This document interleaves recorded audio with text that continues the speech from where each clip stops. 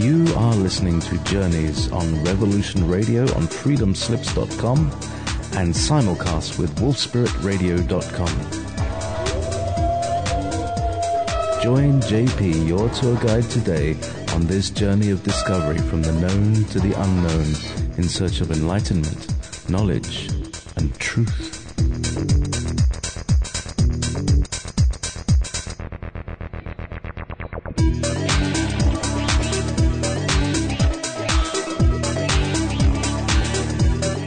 Good afternoon and good evening and good morning to everybody here at Revelation Radio? Yes, today is Revelation Radio. So, tonight I'll be speaking with Dave Patrick. And Dave Patrick is an author, a certified quantum touch practitioner. Anybody wants to know about that, go to quantumtouch.com. He's based in Nairn, which is just along the coastline from where I live in Moray, up in Scotland, near Inverness. And his interests in the life and works of Arthur Conan Doyle led him to the White Eagle Lodge, which led him to his conversations with from Arthur Conan Doyle to Conversations with God by Neale Donald Walsch. And he created a new book, which is The View Beyond, which involves Francis Bacon and Arthur Conan Doyle and all of these things. And he's now written the third book, which is called The Cathar View. And we'll be talking tonight about the third book because that's what's just being published.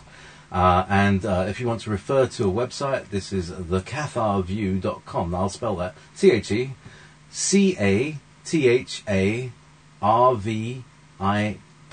So Cathar, CATHAR view.com. And there is a Facebook page as well called The Cathar View. And we'll give Dave's contact details later on. But I'd like to welcome to Journeys with JayPee, Mr. Dave Patrick. Good evening. Good evening, Jeremy. Great to be here tonight. It's lovely to have you. Actually, a rare circumstance is you're actually here in my quote studio. Yeah, it's like something out of a James Bond movie, aka man cave. It's we're deep underground. Yeah, we've got there's a waterfall over there. And that keeps the whole place cool because it's very close to the centre of the earth. Absolutely. Yeah. So welcome to the. Thanks, Jeremy. I mean, the first thing to say is these three books you've mentioned. Yeah. I'm the editor of the books, and obviously a contributor as well. But for each of them, I was delighted that we actually had over 20 contributors for each book. So each of them are quite eclectic by nature. The first one on Conan Doyle was for his 150th anniversary of his birth, and that was in 2009. Francis Bacon book in 2011 was to honour his 450th anniversary. And The Cathar View, which is published 2 weeks ago, isn't specifically an anniversary as such, but it's quite interesting that there was a prediction made in Cathar Times back in the 12th, 13th centuries that in 700 years the laurel will bloom again. And the laurel, yeah, which is Is that a specific laurel tree, or is it? Well, I think. Is there what's the laurel? Well, the laurel, I think there is obviously a spiritual significance to the Cathars. I mean, I'm not an expert on the Cathars as such, as I said, when we discussed things earlier. I mean, maybe what I'd like to talk about more tonight is the synchronicities that led me into this direction. And you spoke about the secret history of the world. Yes. And we know, I'm not a historian, I'm not an academic, and it's quite amazing how I've kind of got into this kind of route. But you have taken a rather unusual semi-academic approach. You've done lots of research, and you brought the references in, but you're also using your own exploration to carry on your journey, because this show is called Journeys. It's about people's journey and how they get to where they get to. How your destiny works out, essentially. So it's lovely to to have you come through this this path, which is taking in stuff from, you know, what a lot of people would gaze at, old stuff, what's all that stuff, what does it all mean? But it's incredibly significant to today's world. Absolutely. And absolutely. So, Dave, for a moment, would you take us through, if you can, really briefly, how you came from what got you into Arthur Conan Doyle, and and remember that you're talking to an audience who's never heard very much about this kind of stuff, or maybe a couple of Okay. Sir Arthur Conan Doyle, back in about 2004 thereabouts, I started taking interest in his life, and most people know Arthur Conan Doyle, if at all, through his him being the creator of Sherlock Holmes, Master Detective, of course. But what I found was that I was taking interest in the man's life and works, because I couldn't believe that one person could achieve so much in only 71 years on the planet. He only lived to the age of 71, and yet he wrote so many books. Apart from Sherlock Holmes, with historical novels, etc. But the direction I came from in this one was through his spiritualist leanings, because in the last particularly 15 years of his life, having been a total skeptic for about 30 years, he then became a really firm advocate for spiritualism, the case for the afterlife, the hereafter, reincarnation, etc.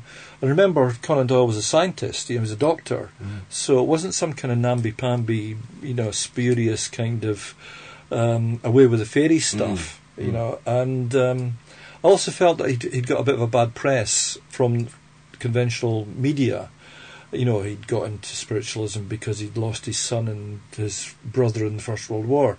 Well, for a start, he'd already come out about spiritualism before they died, and they weren't killed in action at all. They succumbed to the Spanish flu, right. So a lot, and then of course there was the Cottingley fairy stuff, and I think the jury's still out on at least one of these photographs. Anyway, so that's what kind of led me into it. When I moved up to this part of the country from Aberdeenshire, I got involved in a series of things that led me to the Spiritualist Church, and I started to check things out, started to get lots of messages from mediums, started to look at it further, and then the seminal moment came, and this was back in about 2005. But 2007, somebody in the Spiritualist Church Library gave me a copy of a book called Return of Arthur Conan Doyle by Ivan Cook. Now, I'd never heard of this book, I'd never heard of Ivan Cook, and when I read it, it blew me away, because it turned out that Ivan Cook was the husband of Grace Cook, who was a spiritualist medium back in the 1920s. White Eagle was her spirit guide, and there was also a connection with the Polaire Brotherhood in France at that time as well. The what Brotherhood? The Polaire. Polaire. Yeah, now that's a very unfamiliar name. Yeah, well, interestingly, there's a connection there with the Cathars. Yeah, all right. And especially people like Otto Rahn, who was connected with the Polaires back in the sort of early 1930s. Otto Rahn, of course, as many people will know, was reckoned to be the original model for Indiana Jones, Raiders of the Lost Ark. Oh, I see. And the kind of Nazi hunting for the Holy Grail and the Ark of the Covenant. Oh, is he the guy that went to Tibet? That 7 Years in Tibet was based on? I don't think that was Otto Rahn, no. Otto Rahn, he was called Otto, I think, as well, wasn't he? But anyway, yeah. Yeah, no, Otto Rahn spent a lot of time in the Languedoc region of southwest France. But just going back to the lead up to the story, when I found out about... Because what happened was that Conan Doyle channeled through White Eagle and through Grace Cook in 1931 and 32 through a whole series of sessions after he physically died in 1930, and this was what was written up in this book. So this book really laid the format for what became the White Eagle Lodge, founded in 1936 by Grace Cook and Ivan Cook. And it was just a natural progression for me to join the White Eagle Lodge that year. When it came to the publication of the first book, because I had this idea to do the book on Conan Doyle, I knew I didn't have time to write a whole book. I could get some contributors. I used the vital message as a theme. I went to see Colm Hayward, who was the grandson of Grace and Ivan Cook, as a potential contributor, because he'd written an update to this book, The Return of Arthur Conan Doyle. There's a whole story behind this, but one of the things that happened was a TV screen, picture of a woman came on it. That same woman, a couple of months later, when I went to meet Colin, was in a picture. It turned out it was his grandmother, Grace Cook, who was on it, and we reckoned that was her coming in to give her blessing to the book, because she'd actually passed on herself in 1979. So there's all this sort of stuff going on. There's these magical synchronicities. And then, of course, when I went to see Colin as a potential contributor, now this is November 2008, and I wanted this book published May 22nd, 2009 for Conan Doyle's anniversary. Well, normally you'd never hope to get a book published in that amount of time, especially with, I had very few contributors at the time. But Colin said, yeah, he'd be happy to contribute to the book. And by the way, have you got a publisher? I said, no. And he said, well, I run a small publishing company in London. Would you like me to publish the book for you? These things don't normally happen. It's quite a hard slog to find a publisher, usually, isn't it? That's right. But of course... And so it was all set up. It was all set up, but we knew we were guided to do this. So the review came out on the 22nd of May, and then after that, Francis Bacon, Colin came back to me the following year and said, because we always knew that we'd be doing a series of at least 3 books, do a follow-up, and how about doing it Sir Francis Bacon? I said, great, but I had honestly never heard of Sir Francis Bacon at that time. Right. That was only February 2010. But I said, yeah, I'm up for it. So I learnt so much from that. And the upshot of that has been that I've been invited to speak to Francis Bacon Society, which, if I can give them a plug, they're reckoned to be the oldest literary society in England that's still active. And I've actually joined the society, and I'm actually giving a talk in London at Canonbury Tower as a follow-up. Canonbury? Yeah. I love that place, Canonbury. It is one of the nicest parts of London, I have to say. Not Conan Doyle, Francis Bacon actually lived there for 10 years of his life. I'm not surprised. And so it's quite close to Islington. Islington, that's right. Who's the... Robert Louis... Not Stevenson. Treasure Island guy. That was Robert Louis Stevenson. Yeah, that was. Is he got a connection with Islington? No, it wasn't him. It was the other guy. Oh, excuse me. I've so digressed this. Right. Completely derailed this conversation. No, it's okay. Let's go back. If I can just say about the Francis Bacon Society, what I'll be doing is an update in my talk, because it's all to do with synchronicity and how information is revealed. And that's going to be on the 18th of December in London. So if anybody listening in who's locally based in that area, more than welcome to come along to that talk. Excellent. So anyway, that was Francis Bacon, and that was published in January 2011. As you said, The View Beyond. The Conan Doyle one was called The View. And then, of course, Colin said, right, how about doing a third book? And I thought 2012, well, it's meant to be on the Mayan calendar. But no, it was on the Cathars. And I thought, okay, well, I've kind of heard of the Cathars through Holy Blood, Holy Grail, but I'm certainly no expert in the subject. And again, this magical journey of synchronicity kind of unfolded. If I can just say, the chapter that I actually write in the book, I've called it I've called it the ABC of Initiation, a journey of synchronicity via ACD, who is Arthur Conan Doyle, Bacon, and the Cathars, which is, of course, your ABC. A, B, and C, yes. And because I was discerning connecting trends, stuff coming through, from each of them. And even though it's completely different time periods, and interestingly, we're going back further in time. That's right. As we're going forward with progressing the series, and but all these kind of common themes were kind of coming out, and anyway, as we're getting towards publication time, or actually getting the final book published, I was beginning to think, God, we're a bit short in contributors, and we actually had a White Eagle Lodge trip. 12 of us went out to southwest France in May of this year, and again, and I write about this in some depth in my chapter, the most incredible synchronicities happened there, and we were bumped into people, we were introduced to people, we were taken to Cathar Caves. We ended up with about 4 new contributors from the rennes-le-chateau and Montségur areas. Right. So all this came together Excellent. incredibly, So the now you mentioned a name that was familiar to me. Oh, I know, rennes-le-chateau. Rennes-le-chateau was an area in southeast France, Southwest France. Yeah. That is purported in the books, the Holy Grail, to be the place where the bloodline of Jesus via Mary Magdalene brought up their child Sarah, and obviously continued the bloodline until then. So that was like 2,000 years ago. Yeah. And then we have the Cathars, who are about 1,000 years ago. Yes.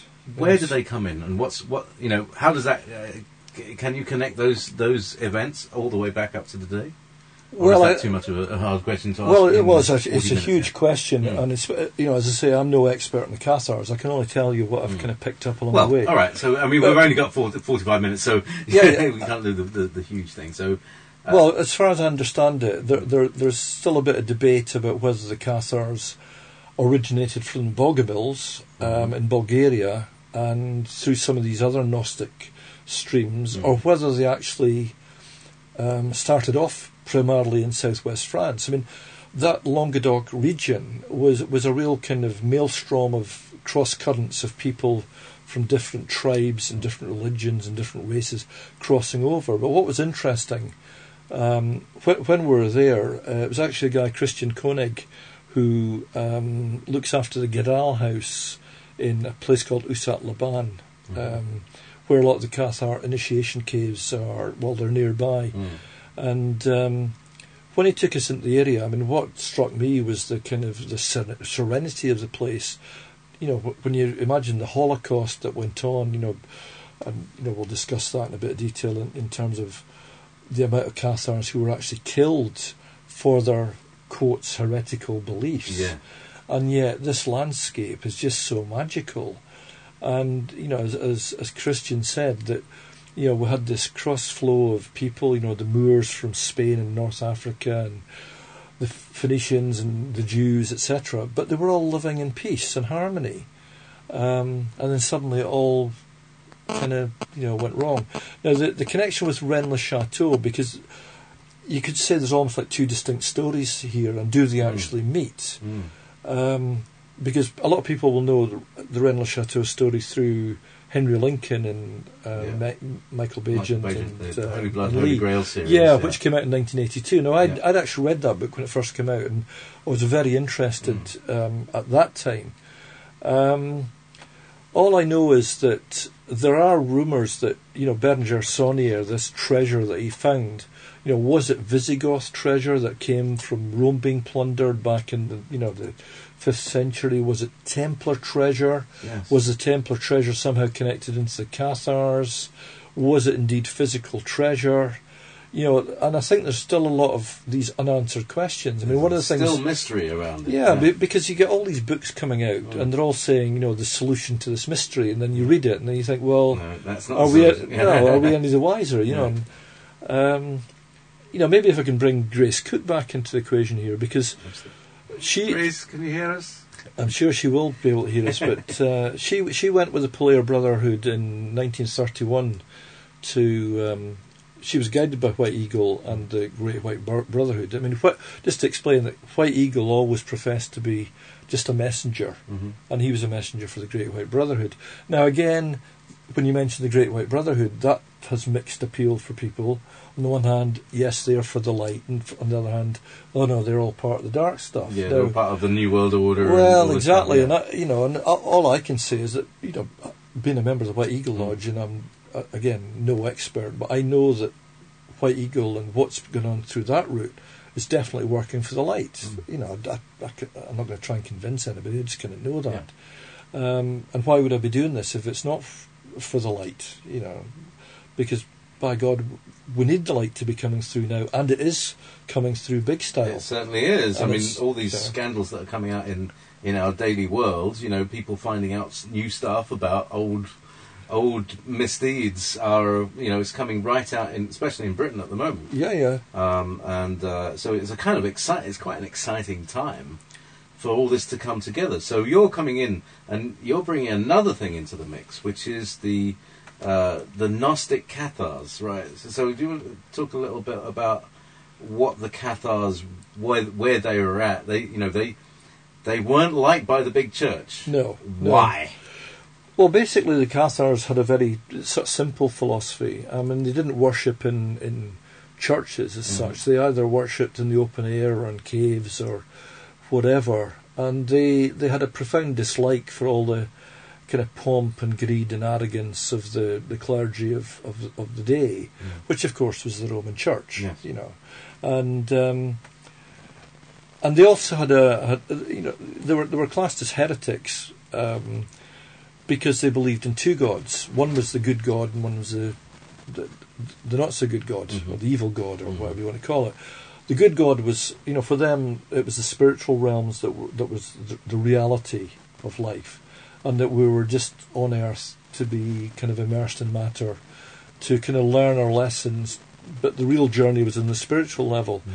And the bad God was really kind of pushing forward the whole materialistic outlook, that physical is what it's really all about, materialism. But of course, that's what's pushed us into greed and deceit and all the rest of it. And it's probably no coincidence that this consciousness is really coming to the surface now after all this time. Yes, we're starting to rediscover what they knew. Well, it's interesting you say rediscover. In fact, we use that term in the book, and I think that's part of it. However, I think a part of it is also that consciousness has, although the church has tried to suppress it by burning the people, the books, the manuscripts, etc., tried to completely eradicate it, the consciousness has never gone away. That's right. And it's like the Cathars are calling through time. It's like, well, time, of course, doesn't exist in the spiritual realms as we understand it. They don't work in linear time, as far as I understand it. But it's like this calling has been going out, and in fact, if I can just give a plug to one of the contributors to the Cathar View, and that's Shannon Anderson, who wrote a wonderful book called The Magdalene Awakening, and her chapter in the Cathar View is called The Call of the Cathars. Right. And it's like they are calling out to us, and certain people, especially who are sensitive to that kind of vibration or frequency, whatever you want to call it, are kind of tuning into it and listening and actually connecting up and doing something about it. So it's possible, for instance, to invoke the energy of the Cathars, and almost like you're moving to a place in hyperspace that is beyond time. Yeah. It's above the astral plane. It's in what Stuart Swerdlow calls it, the hyperspace. Fifth dimension, or whatever you like to call it. Yeah. But it's the place where beyond time, that it's a timeless place. So if you're there, you can have a conversation with like Nostradamus or somebody from another period of what we call time. Yeah. Well, it's interesting because this kind of connects back to Conan Doyle and Grace Cook now, because when I would really recommend, if anybody wants to find out more about this, get hold of The Return of Arthur Conan Doyle by Ivan Cook. Because it's a wonderful, wonderful book. Ivan Cook. With an E? With an E in the end of Cook, yeah. And because what Conan Doyle was saying there, apart from imparting the message, and maybe I should just briefly say what the message was, he was saying that, in terms of the afterlife,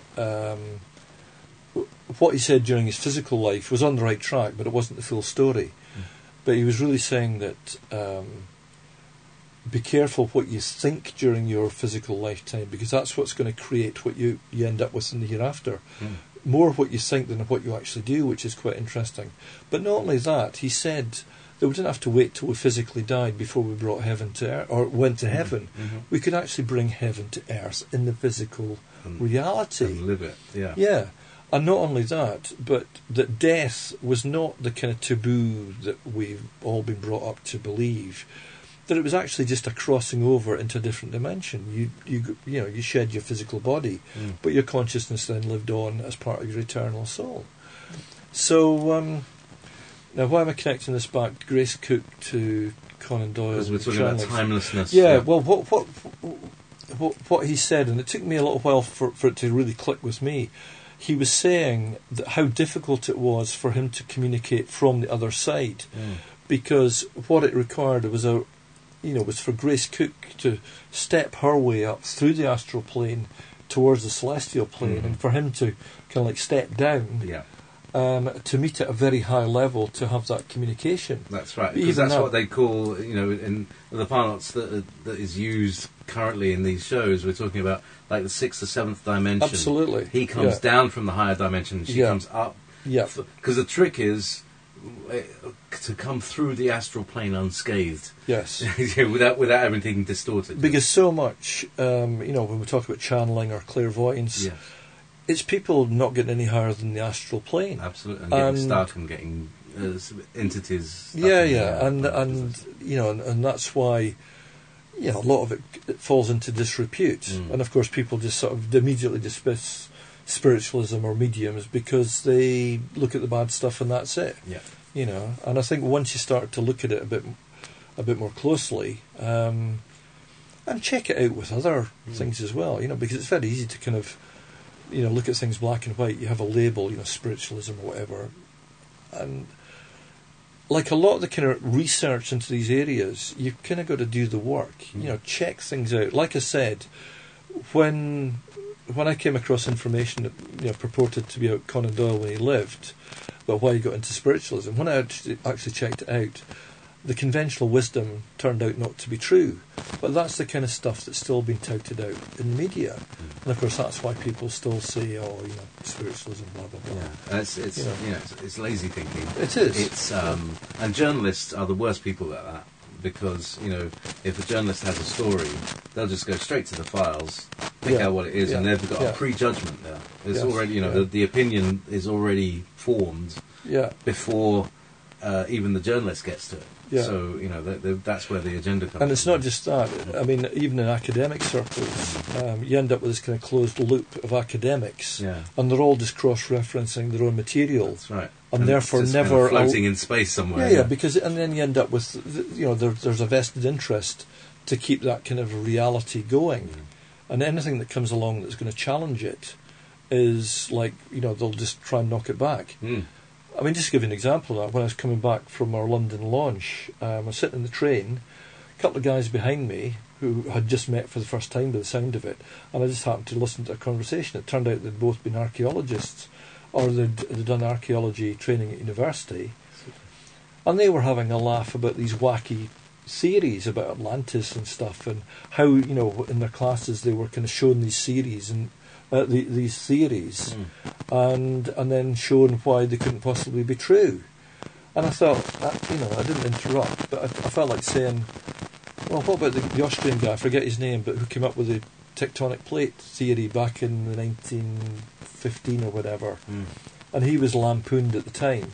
And yet we now talk about tectonic plates and earthquakes just as a matter of that's the reality of the way the Earth is constructed. The idea is ridiculed. Absolutely. And it's finally accepted. But that's, and going back to, research, I started to think about this because, it's one thing to say, well, I'm not an academic, then what am I? And, one of the things I can say is that I've followed, my kind of synchronistic kind of patterns that have it's been a kind of flow situation. Pay attention to something that comes up, and then you find that something, validates it, maybe a week later or whatever. I mean, from a scientific point of view, you can't convince anybody through, like scientific channels. All you can do is share your story. If it resonates with people, fine. If it doesn't, fine. But at least let people consider it. Don't just say, oh, well, that can't possibly be true. Yeah. Because if you're looking at stuff like the Cathars, well, one, a lot of the information was written by the Catholic Inquisition, who were the ones who ruthlessly exactly. So a lot of that information is questionable to start with. It's like your journalist story, already judged, already... Yeah. A lot of the information is missing anyway. So you've got to kind of, apart from having the information, you've got to kind of use your imagination, you've got to use your intuition, you've got to use inspiration, I think also in my case, it's looking at the invisible realms as well. And let's not kid ourselves that we're doing this at a 3D human level. We are being helped from I would say, light entities from other dimensions. I certainly know that I'm being guided. I can't prove it. I just kind of know. Clairsentience, I suppose. And all I can do is just share that story. And then, to me, that's what I mean about the initiate's journey, because you're picking up new information, which is illuminating, and then you're coming back to information at a completely different level. And as you're kind of sharing it, and then you're getting feedback, and then that's how you start to progress and hopefully evolve. There's a kind of alchemical aspect to this as well. Well, of course. Yeah. I mean, the whole idea of what the Cathars were about is the transformation of That's humanity. Right. Yeah, because they used alchemy in not in the sense of converting lead into gold, the tradition. It's the metaphor. Yeah, to spiritual alchemy. Improve the human to become the golden. Absolutely, being, yeah. and as far as I understand, Francis Bacon carried on that tradition as well. But of course, trying to sort of look at these things in the past in current day context is very, very difficult, because these were such ruthless times. In Elizabethan times, when Francis Bacon was alive, it's hardly any wonder they had to conceal a lot of the information they were putting out there. Because there were lots of very stupid people with very dangerous weapons. Absolutely, yeah. But if actually, what's changed? Well, yeah. But I think we're now reaching this point now, and we discussed earlier. There are new vibrations coming into the planet. The light seems to be flooding in. The truth is coming to the surface, and it's not going to be hidden away anymore. Yes. So I think this is, in terms of the next evolution, and we talk about ascension and disclosure and all these sort of good things, but I think to bring it into context, there's definitely something afoot. Time as we know it's speeding up. Yeah. And this year just seems to whiz by. Interestingly, we've only done half an hour on the show, which we've managed to we've managed to cram a lot of info into this first half hour, which is interesting, because sometimes the show goes wax by like this. So we're doing all right here. Okay, well, I hope this is of interest to people out there. Oh, certainly. There's a lot of people that are actually listening to what we're saying, Bruce Sovereign says, yes, academics have their box into which everything must fit, so their own theories don't get upset. Yeah. Is that the Inquisition with the comfy chair? Actually, Dave is sitting in the comfy chair this evening. Yes. So here we have. So we got the Cathars. We got the events of 2,000 years ago. The Cathars 1,000 years ago, bringing us up about 400, 500 years ago is Francis Bacon and John Dee and those people. Yeah. And then in the last century have Conan Doyle and the Cooks and people like that. Yeah. Let's have a little look at other things that the Cathars were talking about, and they were kind of warning us or telling us about what is going on, because let's go to the dark side, right? You mentioned earlier this word, demiurge. Yes. Now, this is an unusual sounding word, demiurge, it means like half of something. What is what? Do you know the etymology? Why the word etymology? Etymology. One of them's insects, one of them's words. Anyway. Well, as far as I understand it, I think demiurge is the equivalent of what they would consider to be the evil god.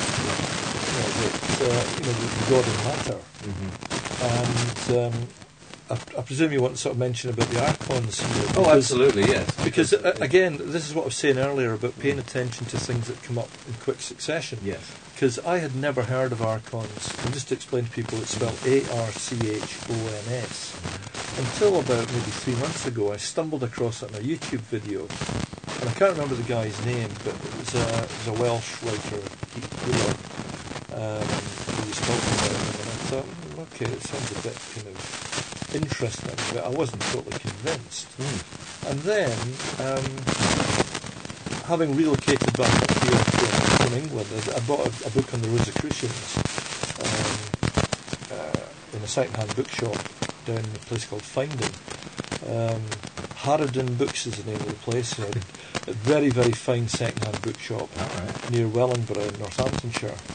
And anyway, I got this book on the Rosicrucians, and lo and behold, here's something written in one of the early chapters about the demiurge and the Gnostics and the archons. And I thought, oh, okay, that's interesting. And then, as you know, I went to the David Icke event on the 27th of October, a week after our book launch. Wow, fantastic that. At the Wembley Arena, and it really was fantastic. 8 hours? Oh, it started off about 10:30 in the morning till 10 o'clock in the evening in 4 sections. Lord. So, 12 or 11 or 12 hours. What an energy that man is. Fantastic. And it's such a big story that he's able to break it down into a very not acceptable but understandable, because it's complex, but into a very understandable way for the people to understand. Like the common person. Absolutely. He's got the common touch to, and he's not over academic, but he's done a lot of research. Yes. So back to the Cathars, the demiurge, and the archons. Could you talk a little bit about what the relationship between those three are? What is, the Cathars were like, you couldn't say that they were like a meditation group or a cult or something like that. They were a group of people who believed in a particular thing. Were they of a bloodline? No, not as far as I'm aware. And in fact, they didn't see themselves as a kind of organised religion. Mm-hmm. They were more individualised in smaller groups. But they had the common philosophy that, and as I understand it, a lot of their John the Divine. This is the Book of John. This is the Book of John, right? Which is not in the Gnostic. It's not in the Synoptic Gospels or whatever you call them. Yeah. There is obviously a Gospel of John, but as I understand it, there's some kind of secret gospel that predated it, also known as the Book of Love. And whether or not this still exists, I mean, that's again a bit of an open question. But again, we're back to this. Well, I'm saying again, I'm actually touched on it, because if I, just come out straight out front, what connects Conan Doyle, Bacon, and Cathars? Yeah. It's the choice that we have, love over fear. And what is the big choice that's been shown everywhere nowadays? Yeah, love over. Exactly. Because we have a fear-driven society at the moment. Yeah. That's the evolution. It's love. And it's agate. It's love. Universal, unconditional love. Exactly. And let's say, so everything is kind of like pointing in that direction. So go back to Cathars, demiurge, the archons. I haven't actually looked at the archons in connection with Cathars directly, but as I see it, the archons are some kind of other dimensional reality that sits behind a lot of what we're seeing going on in the world, and I would speculate that it is kind of permeating through our politics, through our banking, through our corporations, and it's right in our face now. It's greed, deceit, the whole thing. It's almost disgusting now, how far it's reached. But people are definitely awakening more and more. More and more people are awakening more. There are still people who are still carrying on and things are just much the same as before. But I think we're reaching that kind of critical mass now, that things are definitely changing. Another thing comes to mind at the moment. There was one other group who also had a view of the archons, and that's the Essenes. All the way back 2,000 years ago, contemporary with Jesus, they also spoke of the archons. Really? So, but that's a new introduction. So we won't bother with that. I was going to say, I'm glad you brought that up, because, funnily enough, part of the research for the Cathar book was I went on a retreat at the White Eagle Lodge last August 2011, and in fact it was Colin Hayward who ran the retreat, and it was on the ancient brotherhoods, and the three brotherhoods that we looked at were the Essenes, the Cathars, and the Polaires. Right. So isn't it part of the same mix? So if you're saying the Archon's device, we kind of know now that there have been speaking behind the scenes, but that is becoming much more visible, well, certainly in my eyes, because again, it's interesting to find why it's been seen to me relatively recently. And of course, I know that this is very people can sort it out. Yeah. Sorry, I keep going. I'm having a bit of problem with the audio here. Let's turn that one up for now. With that one, I think I've got a problem with the other mic. And yeah, speak to us. Hello. Oh, how's right. that? Now we've got you back. Oh, Okay. right. So there's a loose connection on the microphone.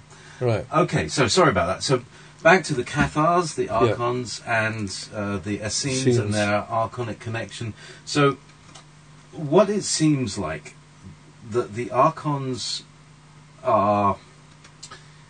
You know, we've always had this idea. You know, the world is run by some bad energy. Yes. And we've also been told that the Archon, the Lord of the world, is not, you know, Jesus Christ or anything, but it's the demiurge. It's the material dark god, the materialistic dark god. Yeah. So how does all that fit together? And what's their modus operandi? How do you tell whether you're coming across dark influences, or is that out of your research? Well, let's go back. Yeah. We have the Archons.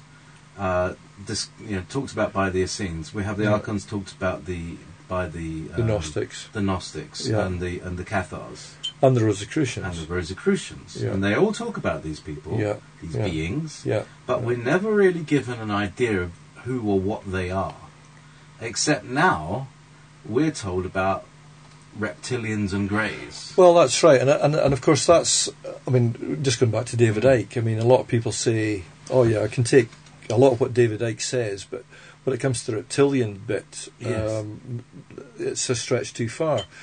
Now, I think that's one of these things that unfortunately does, knock people to one side a little bit, because these entities, if they're non-human, well, what are they? Does it really matter? I mean,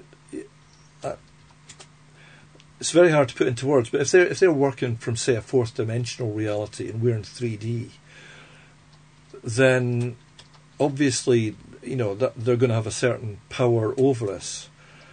But I understand that this goes right back, thousands of years, that there has been interbreeding with humanity. And you mentioned about bloodlines earlier on, and this is why keeping the bloodlines pure in their eyes is so important, because the Archons themselves cannot operate in a 3D world, but their hybrids can. So it's almost like they've created that crossing over point between dimensions. And this is where it becomes, it can sound a bit wacky, but when you start to imagine, well, how could this be happening? It all really starts to make sense, and how it's actually been played out. And to me, the main way it's been played out is through the international banking system. That's where the real power has been lying, and that's where the control has taken place. And of course that's permeated through government, through the corporations, etc. And then of course you have this link up between the Archons and psychopaths. Interestingly, David Icke, I think, mentioned that about 4% of the population were Archonic by nature or by the way they were. And Thomas Sheridan, the Irish Thomas Sheridan, who has done a lot of work in psychopaths, reckons that 4% of the population are clinical psychopaths by birth. So you think that's the same 4%? So I think there must be a huge crossover between the two. And I know we're sort of going into a slightly different subject, but it's all part of the same very power relevant. play. It's extremely relevant because these are the people who are running around. Well, exactly, running the show. and you know, if people can remember a film that came out and a book that was written in 2004 called The Corporation, it was a group of Canadian producers who made this film, and what they did was they looked at corporations, which of course are legal entities in their own right, but they looked at them as though they were a person, and they actually gave them a psychological profile. I see. And in every case, they came across the fact that, they came to the conclusion that if they were treated as people, then these corporations would be classed as psychopathic by nature. Now, of course, it doesn't take a rocket scientist to make the link. You know, if you've got corporations who are psychopathic by nature, that it's going to attract into the senior management a lot of people who are psychopaths. And I think we can see it without actually naming names, because I don't particularly want to be sued. But we can mention the Royal Bank of Scotland as maybe an area for some close scrutiny. We could also mention some former prime ministers, for example, as well. And I think you said something about how can you tell these people? I think you can tell by just the look in their eyes. Because what you find with them is there's no compassion, there's no empathy, there's just nothing. There's no remorse. So, as I say, you know, looking at what lies behind the power structures, and of course we're in the US election at the moment, and we don't really want to go down that route, but you know, because where does the real power lie?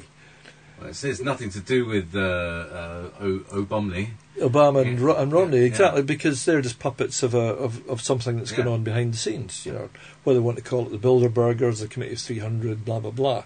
It's all interconnected. What's interesting, as we were discussing before the show, is that forever there's this same pattern of behaviour. Yeah. There is a front and there is a reality. So, for instance, we might look at, so we see the powers that be. So we look at the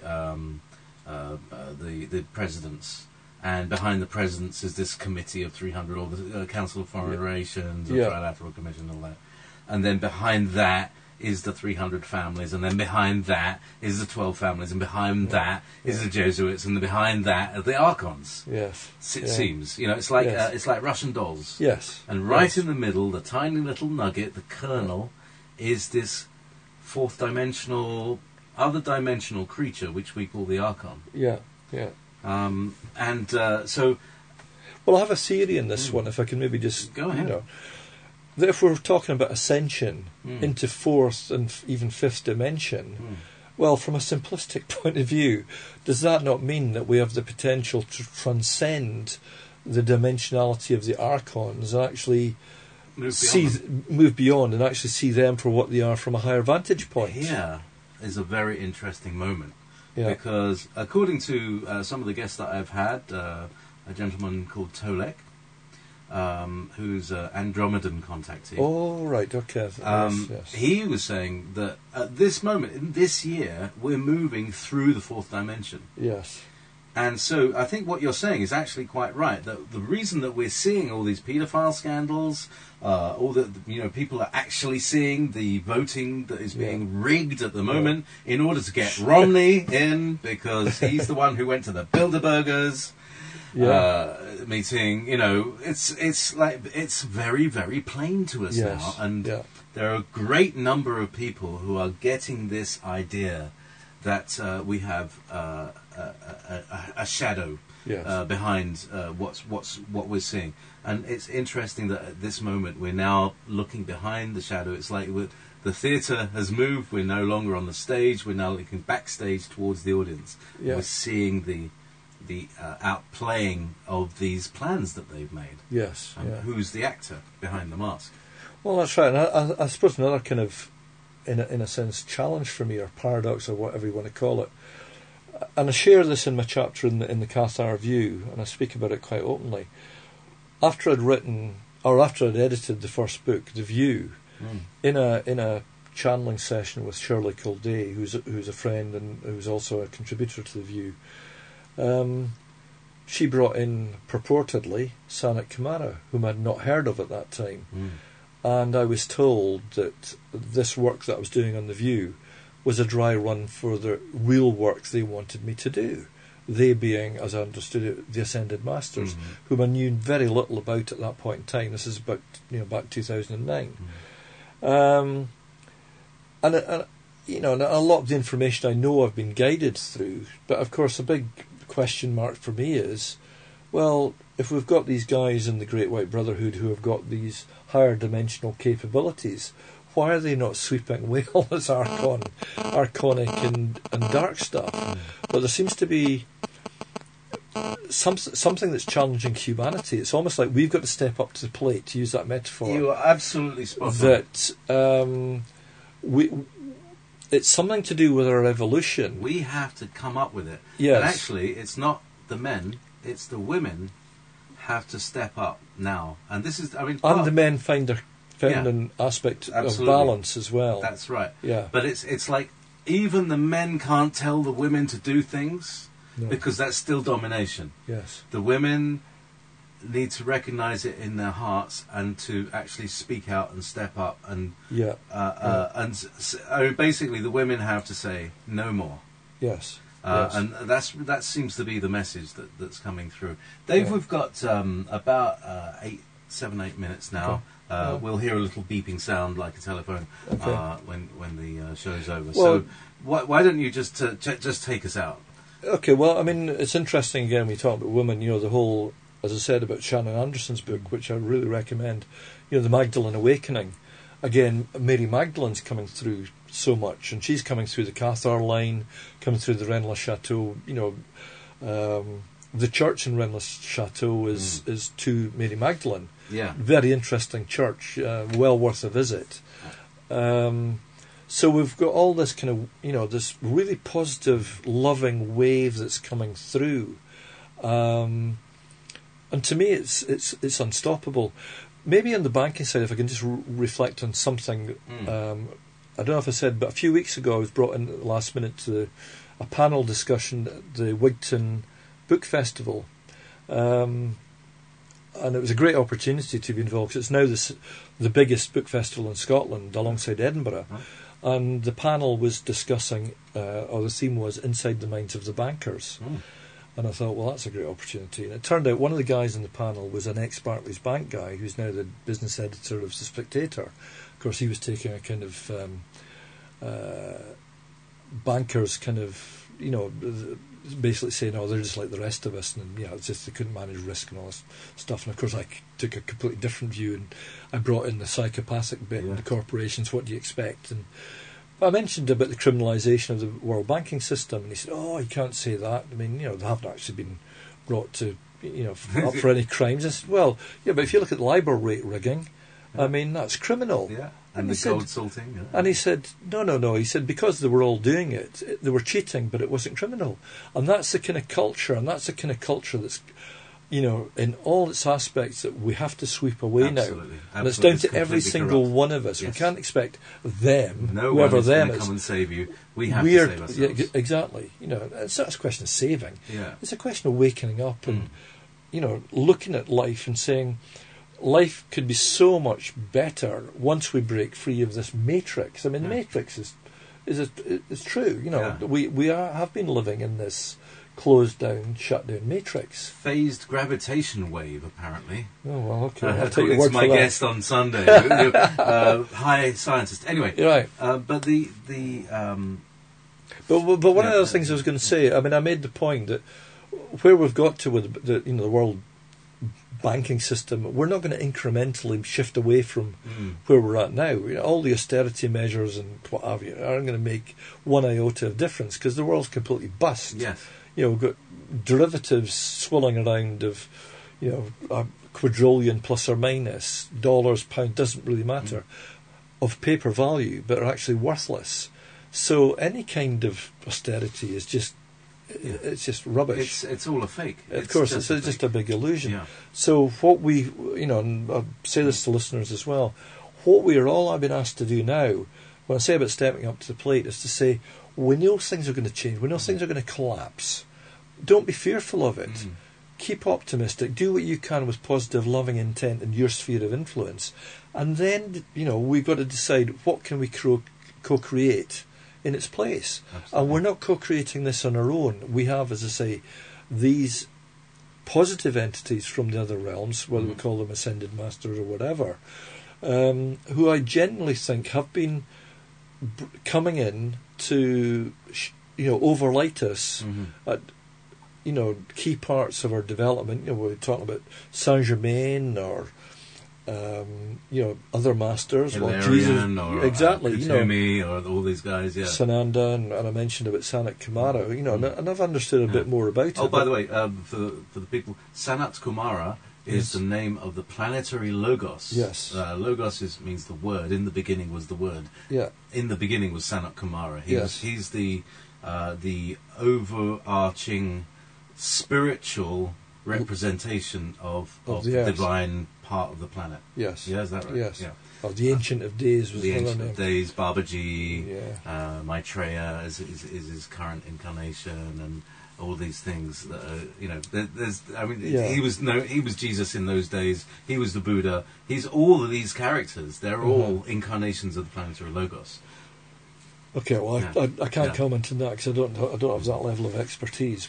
But all I can say is, all I can say is that there have been, we are being guided by light beings of higher dimensional abilities.